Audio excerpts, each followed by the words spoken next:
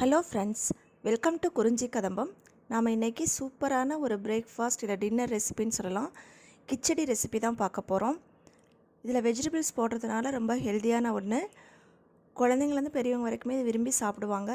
நமக்கு அவசரத்துக்கு ஒரு பிரேக்ஃபாஸ்ட் செய்யணுன்னா கண்டிப்பாக இது ட்ரை பண்ணலாம். இது ரெஸ்டாரண்ட் ஸ்டைலில் சின்ன சின்ன இன்க்ரீடியன்ட்ஸ் ஆட் பண்ணியிருக்கேன். எப்படி செய்கிறதுன்னு பார்க்கலாம் வாங்க. முதல்ல கடாயில் இப்போ 1 கப் ரவை அப்படின்னா நீங்கள் 1 டேபிள் ஸ்பூன் அளவு தேங்காய் எண்ணெய் ஊற்றிக்கோங்க. அதான் கிச்சடிக்கு நல்லாயிருக்கும். அதில் அரை டீஸ்பூன் கடுகு, 1 டீஸ்பூன் உளுந்தம்பருப்பு, 2 டீஸ்பூன் கடலைப்பருப்பு, சின்ன துண்டு பட்டை, ஒரு அரை டீஸ்பூன் அளவு சோம்பு. இந்த பட்டையும் சோம்பும் சேர்க்கும்போது உங்களுக்கு ரெஸ்டாரண்ட் ஸ்டைல் வாசமும் டேஸ்ட்டும் கண்டிப்பாக கிடைக்கும். ட்ரை பண்ணி பாருங்கள். காரத்திற்கேற்ப பச்சை மிளகாய், நான் இன்றைக்கி 2 கப்பு போடுறேன், அதனால் 2 பச்சை மிளகாய் போட்டிருக்கேன். கூட கொஞ்சமாக கறிவேப்பிலை, இதெல்லாம் சேர்த்து நல்லா வதக்கிக்கணும். பச்சை மிளகாய் எப்படியுமே நல்லா கட் பண்ணி போடுங்க, இல்லைன்னா வெடிச்சிரும். அதுக்கப்புறமா ஒரு 1/4 கப் அளவு, 1 கப்புக்கு 1/4 கப் அளவு வெங்காயம், சின்ன வெங்காயம் இல்லைன்னா பெரிய வெங்காயம் எதுனாலும் நல்லா பொடியாக கட் பண்ணிவிட்டு அது பொன்னிறமாக வதங்குற வரைக்கும் கொஞ்சம் மீடியம் ஃப்ளேம்லேயே வச்சு வதக்கிக்கோங்க. அதுக்கடுத்து சின்னதாக ஒரு தக்காளியை பொடியாக கட் பண்ணி போட்டு நல்லா இந்த மாதிரி நல்லா அந்த தக்காளி நல்லா குழகுடன்னு அமுங்குற அளவுக்கு வதக்கிக்கணும். ஃபுல்லாக சிம்லேயே வச்சுக்கோங்க. இப்போது தேவையான அளவு காய்கறிகள் எடுத்துக்கிறோம்.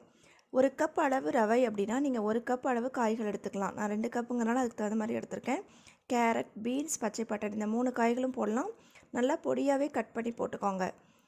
கூட கொஞ்சமாக இஞ்சி தட்டி போடலாம், இல்லைன்னா துருவி போட்டுக்கலாம்.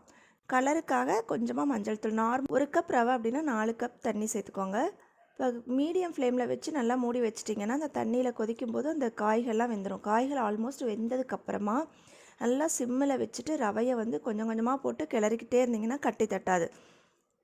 கொஞ்சமாக போடணும், அப்புறம் கிளறணும், கொஞ்சமாக போடணும், அப்புறம் கிளறணும். அப்படி இருந்ததுன்னா உங்களுக்கு கட்டியே விழுகாது. ஸோ கிளறிட்டு நான் மறுபடியும் கொஞ்சம் ரவை போட போகிறேன். இதே மாதிரி போட்டுகிட்டே இருந்தீங்கன்னா, இல்லை உங்களுக்கு எக்ஸ்பீரியன்ஸ் இருக்குன்னா ஒரு கையில் ரவை போடுங்க, ஒரு கையில் கிளறிட்டே இருக்கலாம். ஸோ நல்லா இந்த மாதிரி கிளறி கட்டி இல்லாததுக்கப்புறமா மூடி வச்சுருங்க.